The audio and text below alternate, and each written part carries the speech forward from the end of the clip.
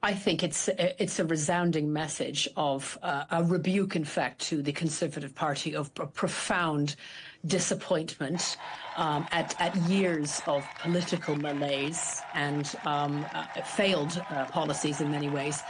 And a sort of ongoing internal psychodrama within the leaders of the Conservative Party as a whole. And quite frankly, after crisis after crisis after crisis, sort of omni-crisis, if you like, they've just simply had enough, and they have cast their votes seemingly listening to and believing and following the clarion call for change from Keir Starmer of the Labour Party. And Labour have effected the greatest swing in history, as we've seen. They've come, in fact, from a lower base than they originally had back in 1997, and they've clobbered the opposition. So you have 650 seats in the House of Parliament and the House of Commons, and Labour have claimed 412 seats. And the Conservatives have been really whittled right back down to 121.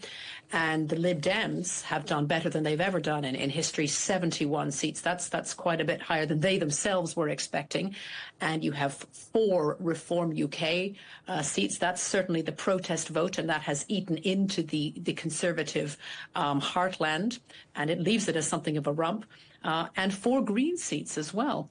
And we've also seen Labour doing extremely well in Scotland, the Scottish National Party, the pro-independence party, having been whittled right down to 9 seats. So that's a deep disappointment. So there are many different messages being sent, but I think the most important one is voting with Labour for change and voting against the Conservatives for any continuation of what we've seen in the last 14 years.